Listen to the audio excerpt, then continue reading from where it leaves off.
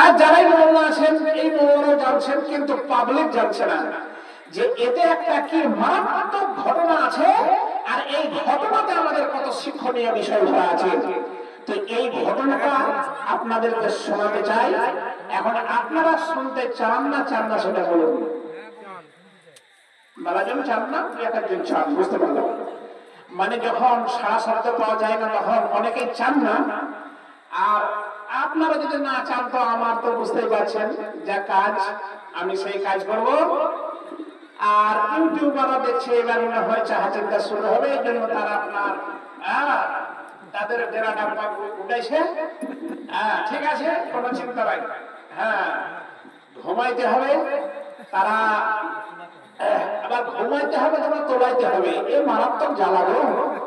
যা ভাই, তো আপনাদেরকে শোনানোর আগে আমি এখন প্রায় 11টা বেজে গেল।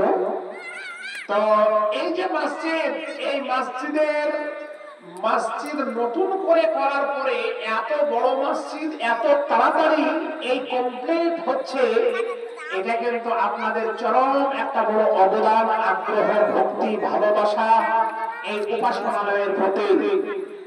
দেখুন, এমনও মসজিদ আছে আজ থেকে 20 বছর হলো, দেখা যাচ্ছে একবার রং পড়েছে, জীবনে আপনার রং হয়নি। এরকম আছে না নাই? আমরা দেখতে পাচ্ছি বলে বলছি। অনেক মসজিদে গিয়ে বসতে দিয়েছে, খাবার খেতে তো উপর থেকে বালি আর পড়ছে, ওইটা মানে ঠিক করতে পারেনি। কিন্তু আপনাদের এই পোপাড়া, এটা হচ্ছে মুলকা ডাঙ্গা পাড়া। হ্যাঁ, সেদিন ওই জালসাতে আপনি মুলকা পাড়া বলছিলেন, আমি চমকে উঠেছিলাম এই এলাকায় আবার মুলকা পাড়া কোথায় আছে রে বাবা। কিন্তু পরে বুঝতে পারলাম যে এইটাই হলো মুলকা ডাঙ্গা পাড়া, মানে মুলকা ডাঙ্গা পাড়া আর কি। যা তো আমি একবার এসে ভিতরে ঢুকে আমি একবার দেখে নিলাম যে পরিস্থিতি কন্ডিশন কেমন আছে। তো আল্লাহর হুকুম, আল্লাহর রহমত, আল্লাহর দয়া, ভিতর সহ প্লাস্টার হয়ে রং লাইট কমপ্লিট আছে। খালি বাইরে ফ্যান নাই, কটা একটাই লাগানো আছে, আর বাইরেটা পুরো রং করতে আছে, এটা দেখলাম।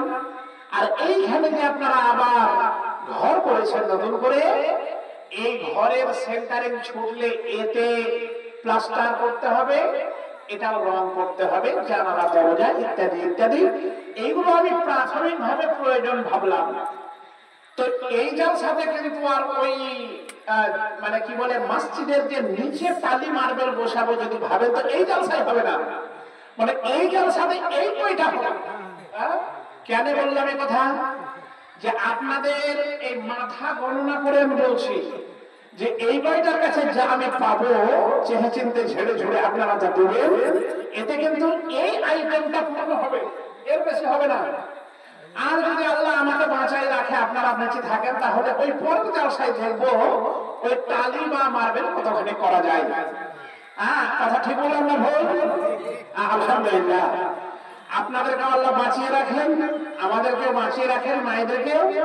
ইনশাআল্লাহ এর পরে ওই নিচেটা নিয়ে আমরা তখন উঠে ফেলে বেরিয়ে যাবো। এখন আপনাদেরকে 50 বস্তা সিমেন্ট দিতে হবে, আর 2 ট্রাক্টর মতন বালি হলে হবে নাকি, আমি তো রাজমিস্ত্রি নয়, হিসাব মতো জানি না, আইডিয়া করছি আর কি। 2 ট্রাক্টর মতো বালি, পাথর লাগবে না। আর 4 ট্রাক্টর, তাহলে মায়েদেরকে মনে হয় এটা দিতে হবে বালি।